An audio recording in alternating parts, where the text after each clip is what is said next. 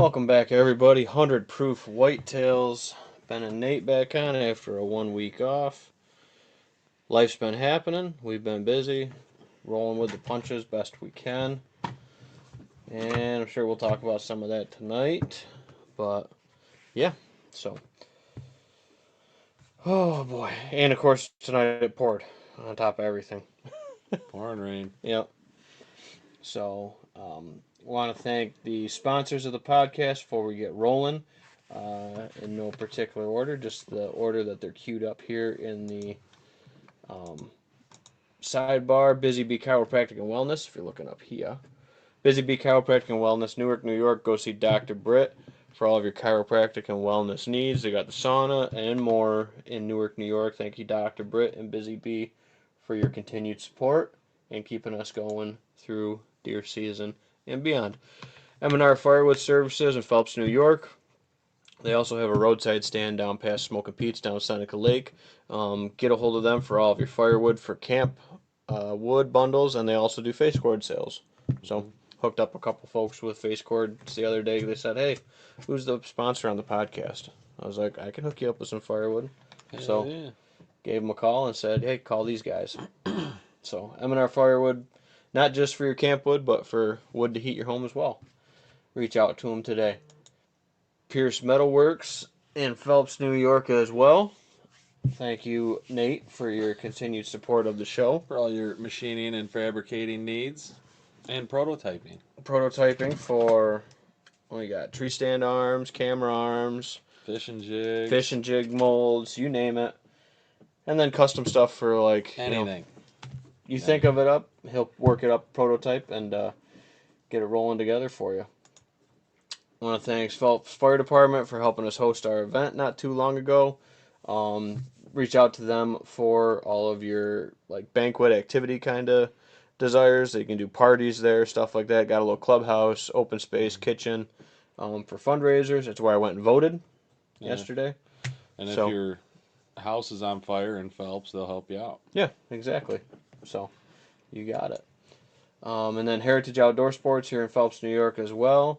Thank you, Mike, Lou, and everybody over there at Heritage for keeping our bows shooting straight and, helping us. Well, when the deer walk in front of you, you can kill them.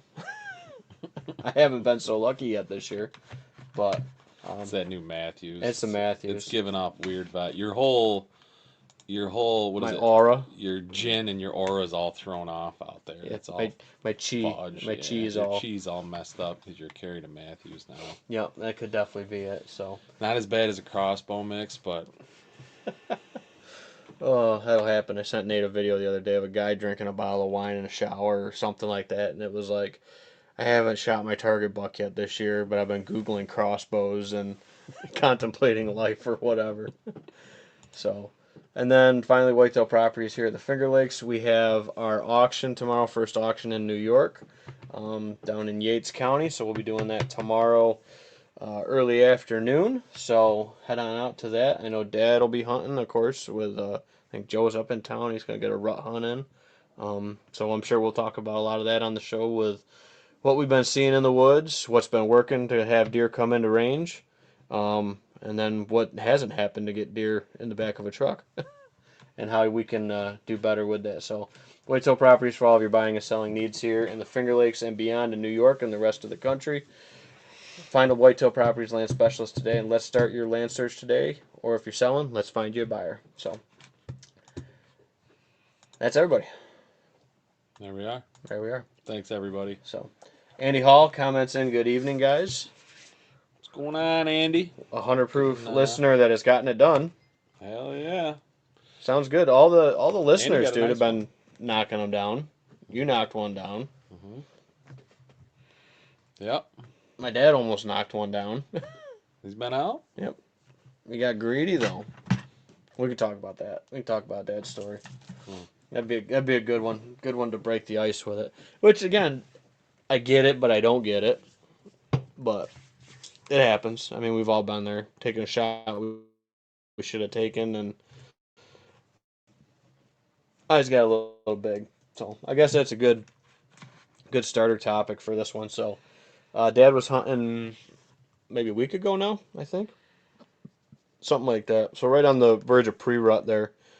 And you're sitting on a food source in the evening and had a good buck, good 8-pointer come running across the field, and he got on him, and it was quartering directly to him, so he knew not to take that shot.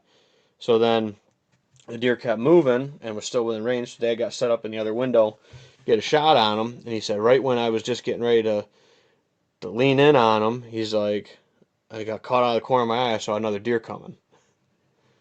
And he's like, and then I could see a little bit of flash of white. So he's like, I'd already committed to shooting that first buck. He's like, but then I saw the one behind it, and he's like, my brain automatically thought it was a bigger one, and it wasn't. It was like a little 6. Wow. So he said, by the time I got off of that deer, glassed him quick, and then got back, he's like, I got down on the crossbow, and I went to go line up on him, and he's like, he took his 2 steps, and he was up in the woods, and out of the corner of the plot.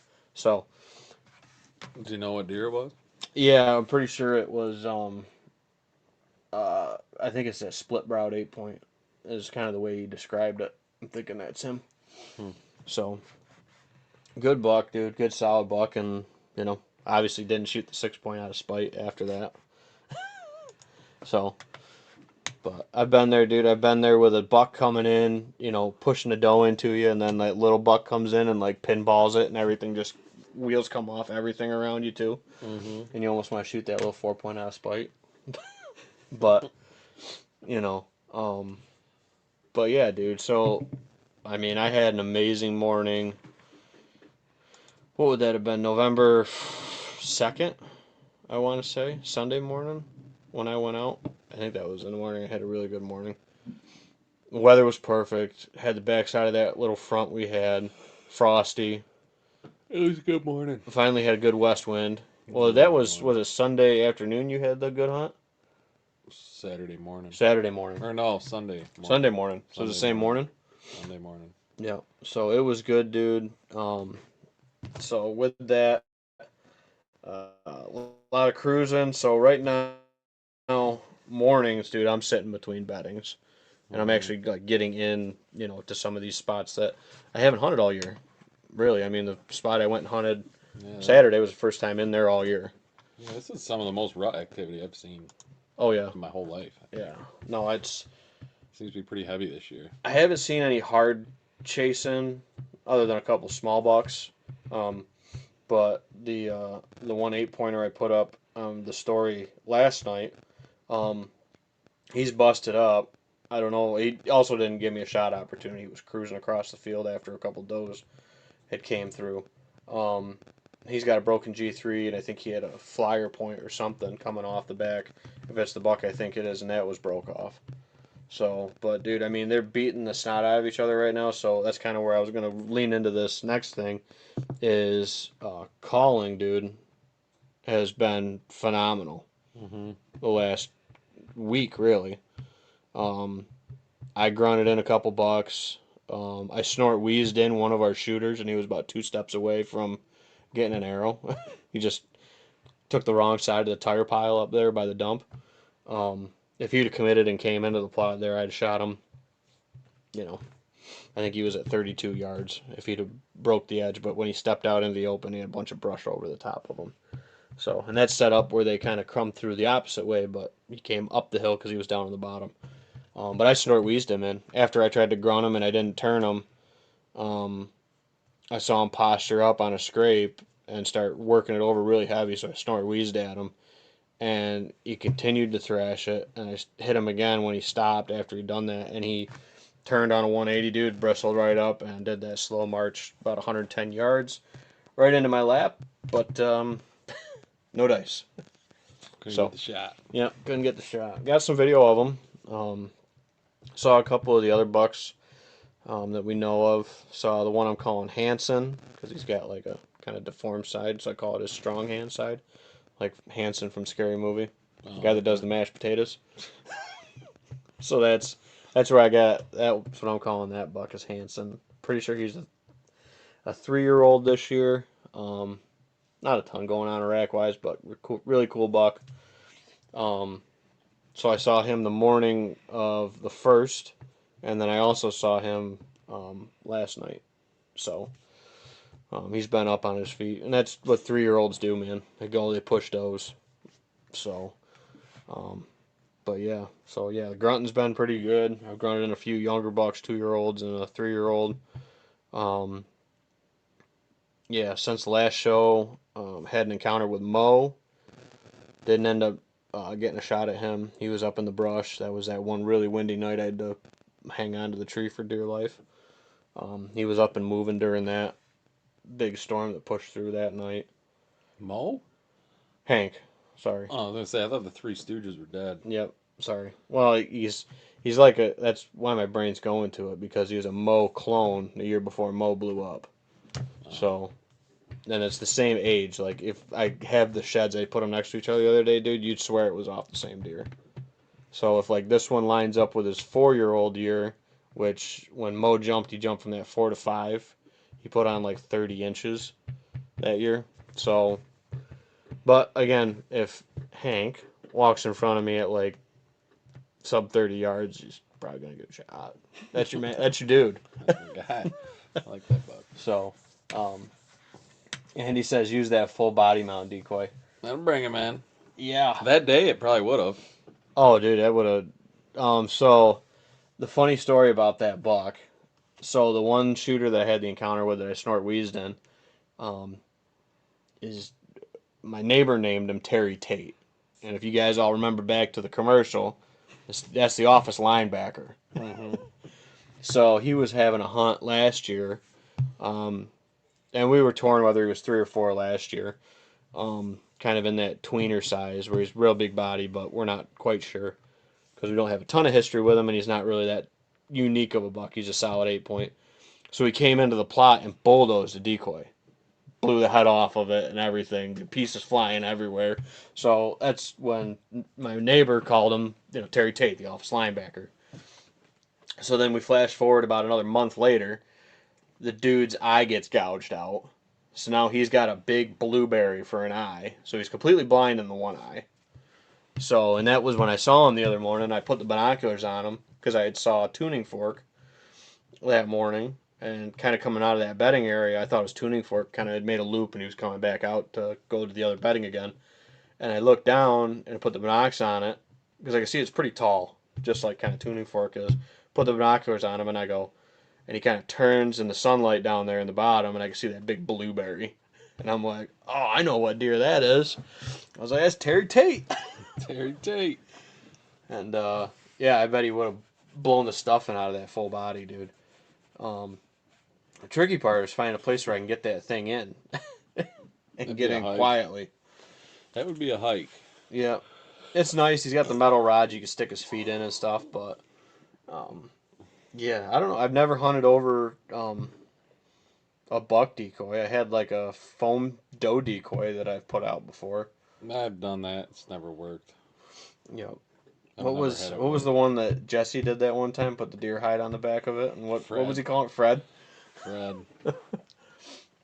Oh, Fred, Fred. the one-horned wonder. Yep. So, but no, I've seen guys, dude, that have made it work. I think Andy said he's killed a deer over a decoy before. I think it's that doe decoy because he's got the full body doe match to that buck. Probably. I think it's the doe he hunted over before. So it's legal. I mean, it's the right time to do it. They're all freaking torqued up right now, dude. Mm-hmm. I had another buck that just got blinded within the last like week or so. Another 8-pointer. He's missing an eye now. Same side as Terry Tate actually. So we got a buck that's out there, got a thing for left eyes. Apparently, he's collecting them. It's got a mean left hook. Yeah. Or would it be a right? Catch them in the left side of the face. Yeah, right hook. Yeah, got a mean right hook. So, yeah, it's Works great. yeah. So yeah, I gotta. Actually, that'd be kind of a cool picture to pull up. Let me see if I can pull that up quick. The one of that buck with his eye. Because, dude, it's. So I guess I'll preface this with keep your like your kids, your small children, don't. Yeah, there it is. Don't. Is it that gory? It's pretty gnarly. Terry Tate? No, Terry Tate's fine. Terry Tate's just like I said, looks like a big blueberry, dude. But this other buck is yeah, that was a buck I saw the other night, and I think he's got a broken flyer. Yep, he's looking fine. A little superficial hit. There it is.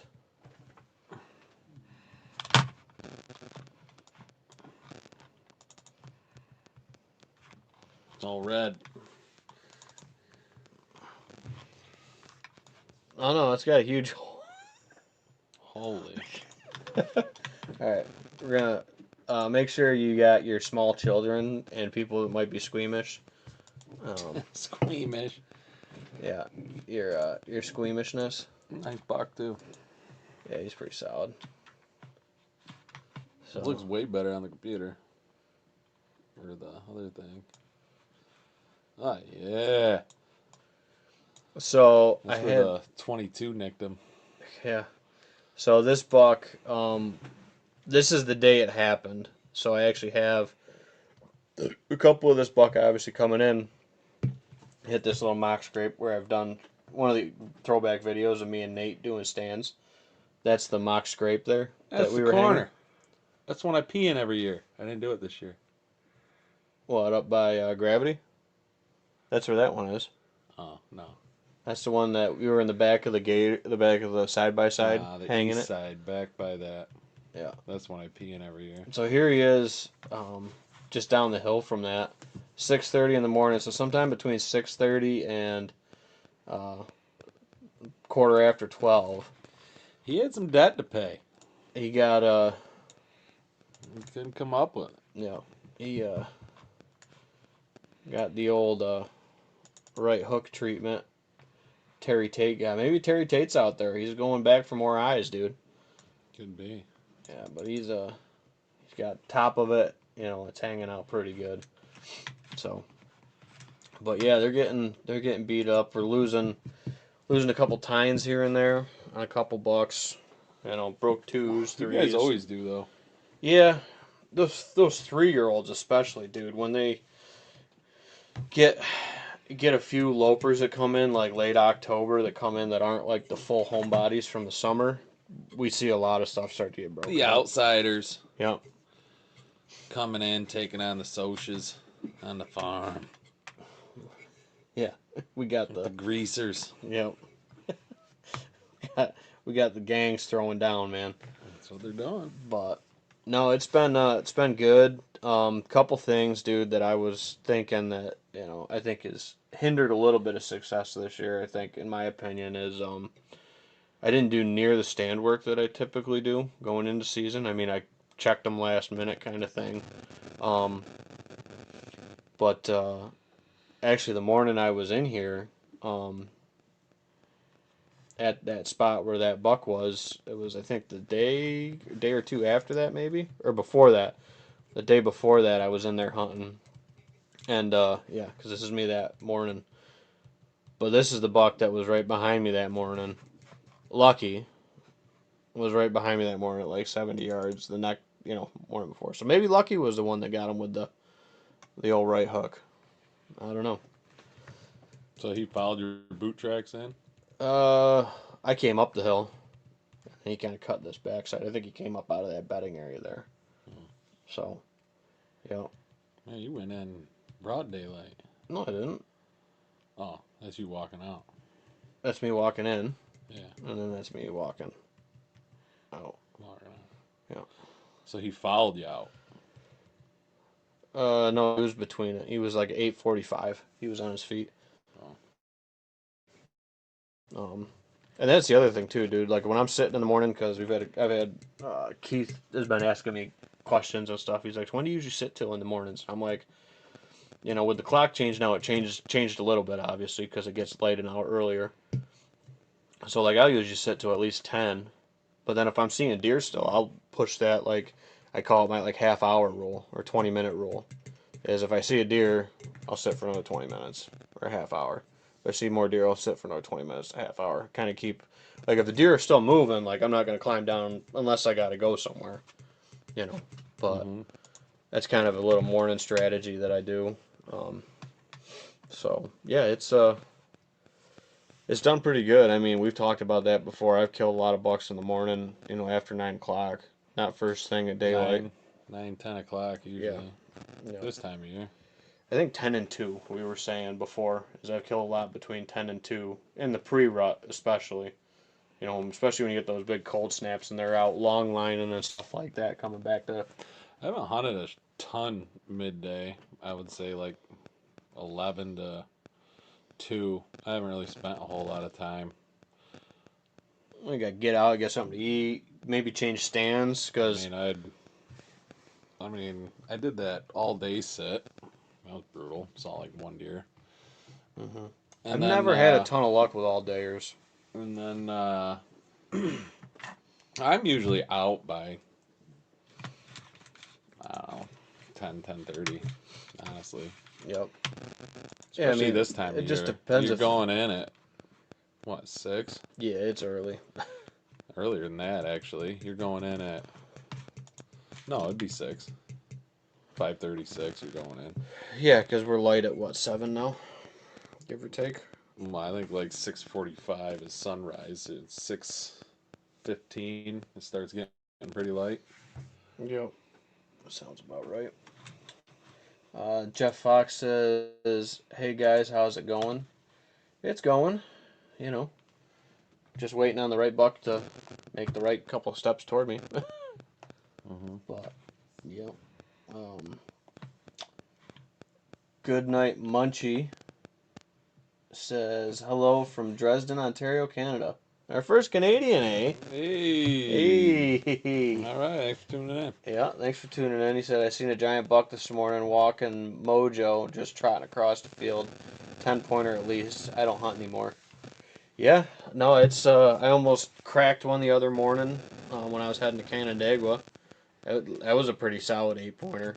I mean, he's probably that size of that one that we got with the gored out eye that we were just showing. So real solid buck, I'd say probably 115, 120 maybe, kind of in that ballpark. But yeah, it's getting to be, they're getting that zombie walk to them. You know, you'll be seeing them and they'll just be walking. You know. Yeah, they're kind of all over the place now. I had one running up and down the side of my house, well, my yard yesterday afternoon. Yeah. He was out in that cut bean field, just like running in circles, like he lost his mind. Must have been a deer bedded up in your little barns up there. Could be, or a hedgerow or something. I don't Mm-hmm. know what he's doing. It wasn't a very big buck. I mean, he was like a basket rack or something. But Sure. I was sitting there watching. I'm like, what the hell is this guy's issue? Looked Yeah. like he wanted to cross the road, but he didn't dare cross the road. Yeah. But no, they're this is where you see them do the stupid stuff, dude. Middle of the day, they come off of a doe, especially now too, man. If you get one that breaks off of that doe, you could catch a buck that's a non-homebody that's starting to come into these spots where you got all these does coming in that just comes in during this 1 week of November or something like that. We hear a lot of guys talk that you know he only comes around. I've only gotten a couple pictures of him. Well, he's probably not like a homebody necessarily. He's a buck that doesn't typically live on your piece, but he'll come, you know, scout some does on your piece. Mm-hmm. Pick a couple off here and there. So I'd really lean on historic data right now for November for knowing when these certain doe groups cycle in, um, and just getting in on tight to them. What's that? Jeff's girlfriend. Oh, yep, that is Jeff's girlfriend. Andy's sending us pictures. That's Oh, that's that's Jolene. yeah, Jolene. Jolene. Yeah, Jolene. yeah, Jolene and Jeff. yeah. Good night, Munchie said I got old. That's why he doesn't hunt anymore. And then he says, I watch a lot of live stream deer hunting videos. Rattling antlers work great. Yeah, so Nate's got a little rattle story from the first, right? You were out the first, morning of the first, Morning on the first. November 1st. Yeah, no. No, this was Sunday, the 3rd. Was it Sunday the 3rd? Monday was the 3rd. So the 2nd. 2nd. Yeah. So Sunday morning, went out with my brother-in-law, and he's a fairly inexperienced bow hunter, but he's been getting a little more into it the past couple years. And seeing I already punched my tags, I was itching to get out there and do something. So I've been calling you, calling Jesse, and Ian said he wanted to go out, so I went out there. I said, yeah. I said, I'll just put my climber above you and film or whatever. So we get up there, and I brought my rattling antlers and grunt call and stuff. So we went out to this picker spot, met up. We probably got out there a little later than I would like, but that's just typical me. On every morning I hunt. So, but either way, the bed just feels so good, man. So we got out there, probably around 6 o'clock. We were probably all set up by 6:20. Getting the climber up there. The strap was broke on the tree stand, so I had to double square knot it because the hook broke. Okay, yeah. The hook broke. I've seen that happen So before. I double square knotted it and just tightened it back up to get us through the morning. And got the climber hung up, sat down.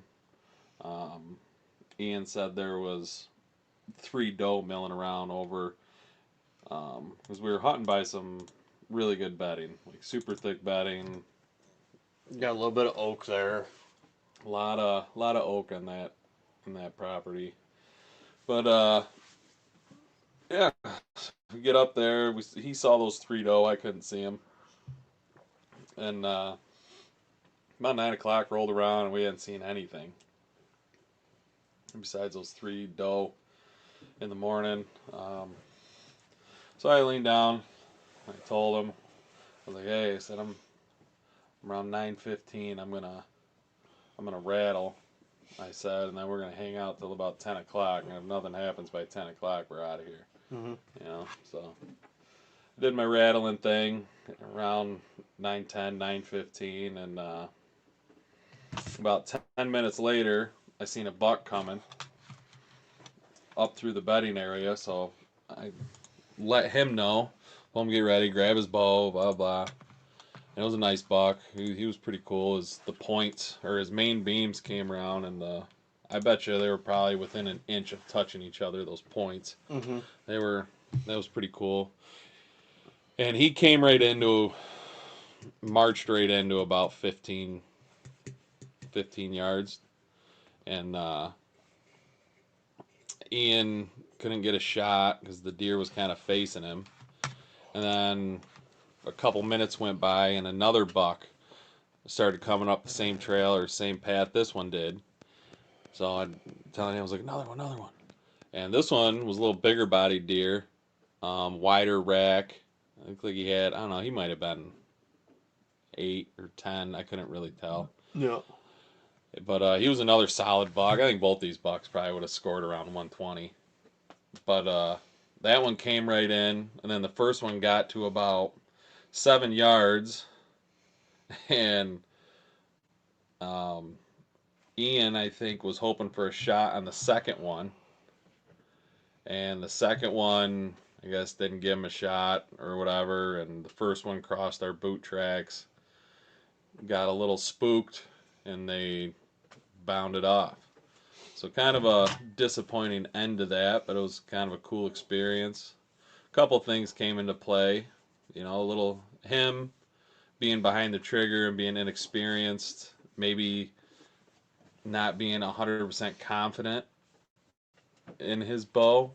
Maybe he hadn't shot it enough.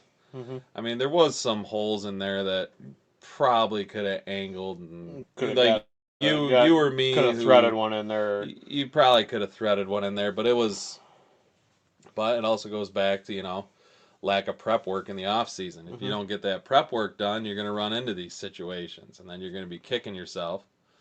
So it's everything you do, all the work you put in is only stacking that deck of cards a little more in your favor. Yep. And the more cards you can have in your deck by the time season rolls around, the higher and better your chances are of success. And you know, he had a busy summer.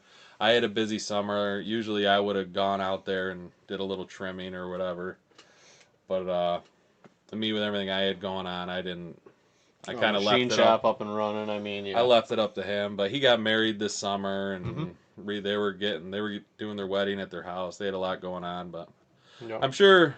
And he was shaking pretty good. He said he was still feeling it like 2 hours after. Because Oh yeah, dude. after they bounded off, because he's never. I don't think he's ever experienced anything quite like that with deer that close and just like Good have bucks no right in your idea. face. Yeah. They have no idea that you're around for like 3 to 4 minutes, maybe Yep. five They're minutes, looking for a deer. They have no clue and they're that they're just like milling cautious around or you they were, as far as I'm concerned, they were they're big all bucks. solid bucks. I Yep. sent you the 100%. video. They were good. Mm-hmm. They were both shooters, if you ask me. Yep. So it was a cool experience. Hopefully it was a cool experience for Ian. Hopefully a little bit of a learning experience for him as he's kind of starting his hunting journey with the bow. Yep. I'm sure he won't forget to trim that stand next year. I bet you not. I bet he went out there that night and trimmed it. Probably cut the fucker down. Yeah, cut the whole There's tree probably down. a parking lot out there right now. I'd be like, no. There's no cover at all anymore in front of it. It's just all cut down. It's all fresh cut branches. But yeah, that was. I mean, that was cool. Yep. And then they bounded off, and yeah, I had enough after that. I was done. I was like, all right, we're getting out of here. I already sat here for 4 hours. Yep. That was it. Yep. But we went out that afternoon. Same property, other side of the property. The morning we hunted the north end. The afternoon we hunted the south end, and saw a couple does, little 6-point. Rattled in that 6-point again, like you were saying, calling. Yep. You had success with grunting and snort wheezing, but you physically saw the deer. And I could watch how he when reacted. and you did it. Mm-hmm. I've had with young bucks. I've had luck with grunting them in. Never a mature buck. Mm-hmm. I've blind rattled bucks in quite a bit. Yeah. A So lot, I'm just trying actually. to think. Bud. I grunted Bud in. Give me one of these. Yep. I grunted Bud in, and then I rattled my biggest buck ever I've rattled in. The big 10 up there. I rattled him in, and then look at that. Thank you. Um, he was with a doe. Guess I've only really called 2 bucks in, dude. Oh no, and then that one my first uh, my video bow buck. I called him in. I grunted and then bleak canned him in. So I've done a little bit of everything, but I've only killed like 2 or I guess 3 from calling. Luck with that bleak can. I mean I've bleeded in deer. Every time I've used that bleak can, they bolt the other way. I threw mine out. Maybe they've heard other people tipping the can to them. I could never get it right. It was always like. Kind of billy goating at him. I'd always get caught or something. I'm like, screw this thing. Yeah. So, I always liked not the big can, the one that's like the size of a fucking beer can. I like I think it's the original. Yeah, just a little. Yeah, but not the mini or whatever. Because they had like a mini, they had like a big can. Yeah. Just the original one, the one that's like that's the one size of like a shot glass. Yeah, that was the one. I like I've walking always... around the house playing with them. Yeah. More than I ever used it. Yeah. More than I ever used them out in the woods. Yep. But grunting, I mean, and it's your cadence with the grunt, like, you do like the ticks, like, and you just listen to how deer sound when they grunt. It's usually when they're walking, or it's when they're pushing that extra air out, kind of deal. Like if they're trotting behind a doe, that's when they're grunt. Or if they're communicating with another deer, is when you hear it too. And I've heard way more fawn and doe bleating this year, I think, than, I mean, that night you were with me, we heard them talking all night. That fawn bleat at its mom or its whatever, yeah. sibling or whatever. That was the first time I ever heard a fawn like that crisp. Mm-hmm. Like that, because, well, that deer was like right under us. Yeah, sure. And did a couple of bleeds, went over to mom, started suckling on a teat. Mm-hmm. Yep. Yep, so. Should have smacked the milk off its lips. Put a missile through mom. Yeah. I actually think that, that was a doe fawn that was with that doe, though, right? It wasn't a button buck. I don't think either of them were. I think there was 2 fawns with it. I think they were I think they're both though. doe fawns with that doe. I believe so. Because I I had think we only saw 1 button buck. Yeah. I don't remember. So I sat at that stand again the other night. That was where I saw Hanson and that other buck. And a doe and a doe fawn came and ate under that fucking pear tree again. Should have shot her. Hanson would have came over and sniffed her. Probably. We could have shot him. Probably. And then I saw Squiggles, that frickin' 2-year-old I keep seeing over there. Andy says, what do you use to rattle? I've used real antlers. Biggest buck I rattle in. I've rattled in a lot of broken rack bucks actually that I've let slide, let go because they were broken up. Mm-hmm. But yeah, typically I've used that, or I have a black rack that I use just because it's easier to conceal and I can pack it in my pack a lot better.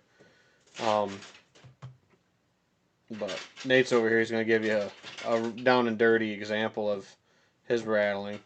Well, I don't know if I'm going to actually rattle to them, but about the size of the ones I use. I think like 110s, dude, are like perfect for what we have here in this area. You don't want like a big heavy set. Like you want them to be, I don't know what Like, you want to call it, kind of tingy. Have you ever seen that guy walking through the woods to his stand and he's got like a half of a 150 drooped over his shoulder and he's going in there to rattle? Like, did you buy them on freaking Marketplace or something? Yep. Yeah. I like to cut the brow tines off like a rattling set. That's what I do. I cut the brow tines off, wrap the bases with electrical tape, and that. Yep. Pop them and click them. It's a lot more popping and clicking than like smashing them back and forth. Because really, if you've had 2 bucks fight in front of you, you've been lucky enough to see that. Like once they're locked up, dude, it's more popping and clicking between the antlers. Yeah, you kind of. I guess what's worked best for me was actually just pushing pretty much as hard as you can against each other. And that's where the brow tines not being on there comes in huge. Yeah, because you're going to smash your fingers. But you want to kind of mimic that force the best you can of those 2 animals pushing against each other. And then you just kind of, grind them together and make them. Get that pop and that click and those tines hitting. And just kind of grind them together and make it pop and click. Mm-hmm. So, yep. No, there's a couple over there that probably make good rattlers. The one thing that I usually do too when I get them, and that's what I like about the black rack, is you can pop and click on both tops and bottoms. So you don't just have like 3 or 4 points working together. You got like 6, really. But once you get them together. But the big thing is those brow tines. That's a must, dude. Just cut those freaking brow tines off. Because you're going to clip your fingers when you do that. The only other thing I do is I give them like a tap too across the back before I get going with them. And then, And I've never actually had success rubbing them on a tree. No. Raking them on the ground. Rolling around like a squirrel. I seen a guy. The guys in Texas, dude, go freaking all out. Down the tree, rattle like a madman, start rolling around on the ground and all the leaves to make up a bunch of noise. Then he'd hop back up and run straight back up the tree stand and sit there and wait. Mm-hmm. Like, holy. Yep. This just seems excessive. No, but I know the guys in Texas do a lot of rattling like that. But if you've ever heard like 2 solid, like 100, 110-inch bucks goes together, it's a bigger age class. And it's flat. I'll say Texas is flat and it's all brush. I mean, you're not really woods hunting. Yep. It's different. At But least if you've from what ever, I've seen, I've never actually been there. yeah, if you've ever had like 200-inch, 120 inch bucks going at each other, like it makes a lot of freaking noise, dude. Like even a couple little bucks pushing each other around in like the hardwoods and crisp leaves, it makes a lot of noise, Mm-hmm. But um, yeah, the big thing that I do with the rattling too is I typically don't rattle longer than 15-20 seconds. Yeah, I'd say I'm about Oh yeah, 20 seconds, half a minute. yeah. I don't like going longer than that. And usually before I rattle, I'll do a couple soft grunts first. Then That way, I if there's anything like in the immediate vicinity, I kind of do that, wait 5 minutes, and then I'll really soft grunts, and then I'll do a little rattling sequence or something. Kind of and paint the then picture. intervals of rattling. I would say every half hour, every 45 minutes. If you're calling, yep. The other things I like to do is try to have a like an open field or a pond or something behind you where they can't cut your wind. Um, I've noticed that with rattling, they'll cut downwind, they'll circle you, grunting, they'll circle you. But for snort wheezing, they typically don't. Because if you having a Uh, buck that's that aggressive on, yeah. they're coming straight on. Like there's If no. you snore wheeze is like your last resort. That's the ultimate aggressive call. Like that's the most. Because bucks will tickle antlers. From velvet up till the day they lose them. Really. They'll be sparring, not knockdown drag out fights, but they'll be sparring throughout the season. So that's not that an aggressive call. I mean, snore wheeze is like a Hail Mary move. Oh, that's like that deer is aggressive or upper on the maturity If train. nothing else is working, you just throw the snort wheeze out there. that's the snort wheeze. Well, like I said, I grunted a couple times at Terry Tate, and he didn't respond to it really. He kind of stopped a couple times. He kind of looked back, but that was it. And then the snort wheeze was almost like, and this is just watching other deer interact or whatever in the past, but watching deer that were like scraping and then hearing them snort wheeze at each other or whatnot is typically after a move like a scrape, or if they see another deer with a doe or something like that, like it's an aggressive advancing call, and that's where I'd use that snort wheeze after he stopped and made that scrape. If he was just walking away and I snort wheezed at him, there's nothing to instigate that. But what I wanted to paint in his head was there's a deer on top of that ridge. He hears you making that scrape or sees you making that scrape. Now he's aggravated and agitated at you to try to pull him up the hill, which it worked. And then if I had my crossbow, Nate, I could have just threaded the needle on him maybe. Yeah, But crossbow would have got him. yeah, but Hoyt probably would have snuck it in there too. Did you sell that yet? Yeah, I did. That's too bad. I did. Should sell the Matthews. I even tried, dude. I even did that. I did that draw in the squat. Trying to find a window. When you're at full draw, you try to do that little squat in the stand. It's much easier threading a needle when the brush is farther away. Mm-hmm. Because then your arrow's more on your pin. Mm-hmm. Now trying to thread the needle with stuff in brush front of that's you, they like gotta go. Yep. 5 to 10 yards in front of you, Yeah. your arrow's not on your pin. Yep. Forget about it. Still You gotta rising. think that arrow's leaving about 6 to 7 inches lower than your pin. Mm-hmm. Well, yeah, and it's coming up. So, no, it's definitely, dude, getting good. I'm hoping to get out for a short hunt tomorrow, like I said, before the auction in the afternoon. Then, like I said, Dad and Joe will be out tomorrow afternoon. Friday morning, I'm hunting. And then Saturday, Sunday looks pretty good, too. Um, right now, I'm pushing chips for morning. Like, that's my favorite. Tomorrow's gonna be killer. Yeah, I think so. Right after this rain front blowing through tonight, coming around southwest wind. Yeah. Mm-hmm. Yeah, it's gonna get good. It's gonna be a good day tomorrow. Yep. Tuesday. I think this morning would have been pretty good too. Tuesday was another really good day. Coming up. Yesterday. Oh, yesterday. Yeah, we had a little touch of frost. What was it? Monday, too. So, yeah. And then I know we've been nobody's wanting to say the words, but we might get a couple flakes next week. They're saying. Oh yeah, it's next week's gonna be down in the high freezing. as high as 40s, and then maybe in the 20s. So plots are pretty much going to be going into night mode for the plants to have an active growing, Mm-hmm. basically. So whatever they have, if you have good groceries on it. The one plot I slipped into tonight for a quick little hunt before I got poured on, and just turned it into a trail cam pull little loop. Went kind of a long way out and pulled a couple cards. Um, was Well, the Nebraskas are looking phenomenal in that one, but we haven't really had a good hard frost to shut them down completely.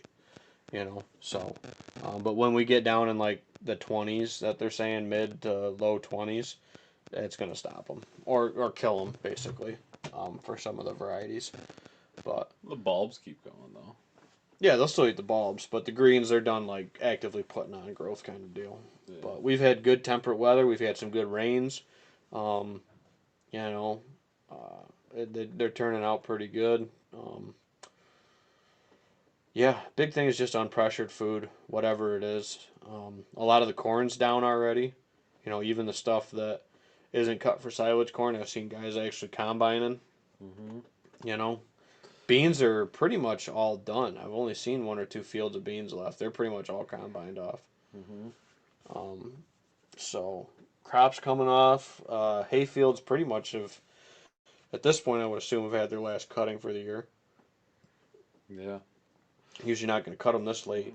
Corn's about the last thing, really. Mm-hmm. For standing crop. So, um, but yeah, no, I've been, and then like you said, you get on a stand, you start seeing stuff or watching deer move or whatever. My brain's already like moving for next year and years coming up on what to do for stuff. Where it can make improvements, or why this spot used to be better, I feel, than it is now because of certain things. A couple of them need to move, I think, a little bit, from where they're at, just kind of because the way stuff's kind of developed or changed. So, um, but yeah, it's been this is it, man. This is like I call it sweet November. I think that's a Drury term. Could be. I think that's something I picked up from watching the Drurys Sounds years like a ago. jury Yeah, jury thing. sweet November. Um, but good night, Munchie said I shot a 6 point buck 6 yards away, hunting from the ground. Heard it coming, came to full draw, smashed him. It didn't even have time to get excited. Yeah, I mean, dude, I've had ones that I watched for a half hour, and then I've had other ones where, like you said, they're right on top of you, and there's no time to, you know, get excited really. I mean, my bow buck last year was like that. Dono was like that last year. I'm trying to think. This time of year, you got to make a decision quick. You Unless gonna you can shoot them or see, you're not? yeah, unless you can see them coming like through the timber or something, But a lot of times, especially if they're with a doe or pushing a doe with a couple other bucks or something, yeah, it might not be a chance even to get the binos up on them. Sometimes they're coming and it's buck, good buck, third buck. Do do do do do do. Yep, don't. I've done that. Before. Mm-hmm. I've had bucks coming through that I've had to yell at them to try to stop them, Mm-hmm. and they don't stop. you know, um, but no, it's definitely a good time. And then, like I said, dude, I lean on historic data. Like I'm looking at where I'm gonna be based on where we had good chasing, or where we had good conditions, years prior, and that's what I push chips on right now is what the historic data says, because the does are cycling you know the same year after year. So um, that's how I hunt it. But it's actually it's getting to be what it's gonna be the 6th tomorrow. Seventh. 6th. Today's the 5th. You sure? 5th. Right there.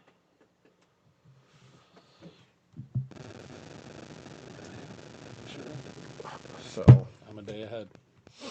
yeah. But no, so I look back at bucks I had on camera, stuff like that. I got them all pulled out. I'll look at the different farms and see what was hot. The third last year was hot, but we had a big front that day. and that was the day I killed 6-pack last year. So Tomorrow morning. yeah, I think tomorrow morning will be a good one. I really do. After this rain blows through tonight and stuff, we got the tail end of the beaver moon. Beaver moon. Yeah, we didn't even talk about the beaver moon. Beaver moon. I'm not a big moon guy. You put a lot of stock in the moon? No. Okay. I like the names of it. Yeah. I like reading about it. Yeah. Yeah. I didn't read my horoscope in relation to the beaver moon though. I just go by time of year and weather. That's about it. Yeah, I'm same dude. It's You do more of the historical stuff than me. on the fronts. I just yeah. kind of hunt the weather based on the time of year and how I should hunt it. Yeah. And what the stand is related to and stuff like that. Like I'm not gonna go. You ever clean your ears with one of these? No, I haven't. Don't push too far. Be rupturing your eardrum. Yeah. You ever use one of them camera things to clean your ears? You ever seen them? I've seen them, but I never Liza's used got them. them. They're pretty wild. Yeah, I'm sure mine would be fucking disgusting. They wouldn't after you cleaned it out. Probably not. Probably be better. But no, it's I think I had that thing. I'd stick it up my nose, through my beard. clean You everything. want to see something that's kind of gross looking? Is Your skin under your beard. like just looking at like the hair follicles where they. Oh, like the fine camera. Because this zooms right in on it. Sure. Sure. Well, that's the other thing, dude. Too. I was out doing a pre-closing inspection the other day. Frickin' ticks, dude. I swear they get worse and worse every frickin' year. Yeah, got them on the dogs a lot. Yep. So I mean, not in them, but on them. yeah. So They that's keep them treated you know, good, but that's the big thing too that I like is if you can having your trails to your stands trimmed up so you're not brushing as much brush and stuff. it's And then quieter. It's yep, nicer. and just quieter. Yep, easier going. The one thing I will say is if you can get out and get your trails brush hogged like in August rather than like September before the goldenrod starts getting real stalky and stemmy. Mm-hmm. If the stuff you brush hog, you can get on it in August and then maybe get it another one like right before beginning of October. You won't have that like you're trying to be quiet walking on, your mode path and you hit like that goldenrod stubble and it goes like snap or pop, Like walking across the bunch of cut pop rocks. bean field. Oh, a freaking cut bean field is horrible, dude. Well, actually, it was funny. One of the mornings that I called that one buck in, I walked across a heavy frosted bean field, so it was like ice with the frickin'. I have no idea, dude, how the hell I saw a bunch of deer that morning and like didn't bump. I probably did bump deer, but like it was so loud, dude. It's like the words of the late great Jesse Festa. We're not hunting the deer that are here. We're hunting the deer that are coming here. Depends. Sometimes, sometimes I'm after that long line and stranger buck, 100%. That's so if you ever bump a bunch of deer out and you're bummed that you ruined your hunt, just say that to yourself. It'll make you feel better, Mm-hmm. and you'll still hunt. There's deer coming there. Yeah. There was deer there. Yeah, you fucked it up. It happens. There's still dude. deer coming there. Just hang out.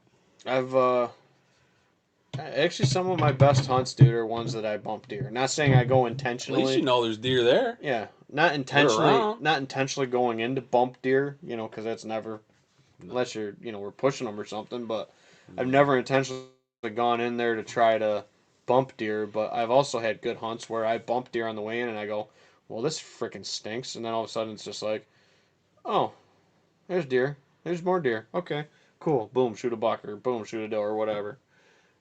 Sometimes it's, I've done that especially with does late season, pushed them off of food, getting onto it, um, because it's unpressured or whatever, and then half hour later they're coming back off the bedding you pushed them up into. Mm-hmm. Yeah. Late season with food you can get away with a little bit more sin like that. They usually don't go far. And right now too, as long as they don't blow. Like if you just like wind bump them or something and they don't blow or they just scent bump you or even just hear you and bump and they don't blow. Like there's deer running all over the woods right now. So like unless the deer is blowing at me, I really don't mind this time of the year pushing some deer around either. You know, Yeah, pushing as deer I'm around, as I'm or get as I'm getting honestly in and out. making noise. Sure, but that's the other thing is, and I've talked. That's also a different style of hunting depending on the time of year Hmm. and what you can get away with versus early or late. Sure, sure. Well, the other thing I'll do is I'll and I've said this before. Walk like a deer, talk like a turkey. I've talked about that before, where I kind of change my footstep cadence, so it sounds more like like the deer kind of shuffle. And how I'll do that is I'll like scuff, or I'll like pull my boot and scuff back as I step, so it gives it that kind of sound. Um, and then I'll, if I'm walking in wide open hardwoods for if I'm walking in like midday for an afternoon sit, I might stop, bring my mouth call, yelp, scratching the leaves, walk a little bit. Because if you've ever heard like a flock of turkeys coming through the woods, They're loud. it's so loud, dude. Um, They make a lot of noise. yeah, so yeah, like I said, I've tried to walk like a deer, talk like a turkey if I can. Obviously, the turkey at night or in the morning doesn't really work, so that's where I lean more on, um, walking in a little earlier, or depending on the spot, a little later in the morning. It kind of all depends on where you're sitting. Sometimes it's almost better to get in at a little after sunrise than it is to be in there half hour before sunrise. Hmm. Especially if you're trying to play a thermal or something like that. So, yeah, there's a bunch of different little tips and strategies. I'm surprised we didn't get a few more comments and questions, but um, I know we got to get back on the board. We've had a couple folks reach out to us about us not doing the weekly shows, so we got to try to get a little bit better on that to you know keep the conversation going for folks and kind of give the real time updates and stuff like that. But um, we're 10 days, dude, from opening day of gun season. Hmm. So that's coming. I might try to, bring my guns one of these days midday to go try to shoot. Yeah, I would really like to shoot my rifle. Mm-hmm. Yeah. Maybe this weekend I can get around to it. But that's the other thing, dude. I'm looking at the wind for like the next 7 days, dude. There's not a day where it's like under 10 miles an hour. Like it Hmm. looks like it's gonna be, which is good. I would prefer it almost having some wind with it, dude, because we have not been getting as good a consistent winds as I would have been liking this year. Hmm. So, and usually that comes with like the 8 or 10 mile per hour, good stabilization off the backside of a front or leading up to a front. You know, right in the middle of it, like tonight was a little bit. Actually, it wasn't even that switchy. It was like good southwest for where I was all night, and then it just fucking rained. Like that was not enjoyable. So, yep. But all right, hit the hour mark, dude. Right on the money. What else we got? Anything else for the I this don't think show? so. I'm ready for gun season. Yeah, I'm ready to freaking knock one down with the gun too, no doubt. So, yep. Well, if you guys are still out there cranking with the ball, I'd say stick with it, dude. We got some good days coming. Got some good frost and maybe even a little bit of snow coming before gun season. So, yeah, don't be afraid to pick up a little call. You know, hunt smart, hunt some of your better spots. This is the time of year to go hunt them if you got the wind and conditions to get into them. Yep.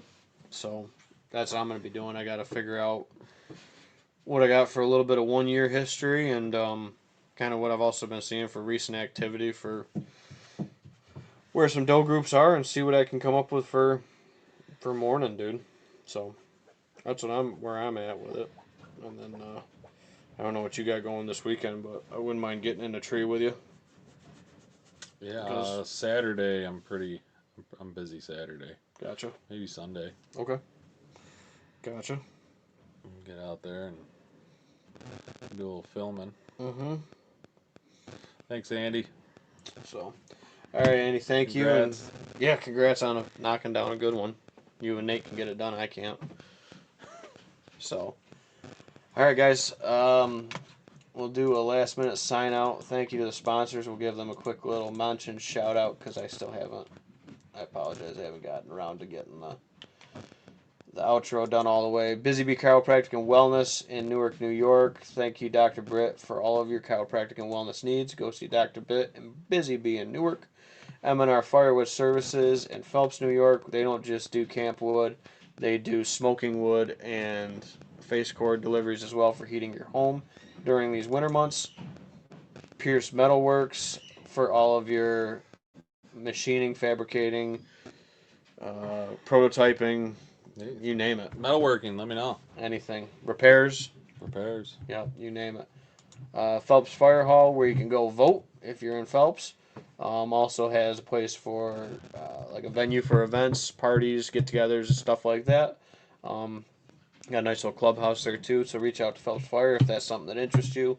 And thanks for them for supporting us.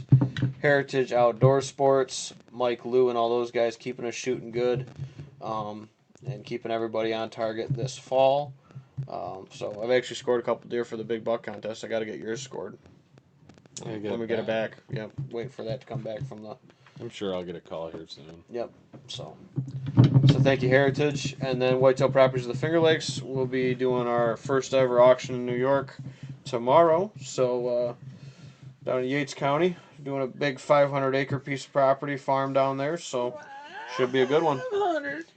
Yep. And just want to say they killed a giant buck out there this year. Just saying. Killed a couple good ones on that farm in the last couple years. So there's some good ones out there. Not as big as that one in Monroe. Yeah. Unbelievable. That's a heck of a buck, dude. Heck of a buck. So, alrighty, guys. Well, good luck. Be safe. Shoot straight if you're still out there grinding, and it could change in an instant, dude. Only takes 5 minutes. Only Not takes even. 30 seconds. Yep. And your whole season could turn right around. So, all right, guys. Thank you for tuning in. 100 Proof Whitetails. We'll catch y'all next time. See ya.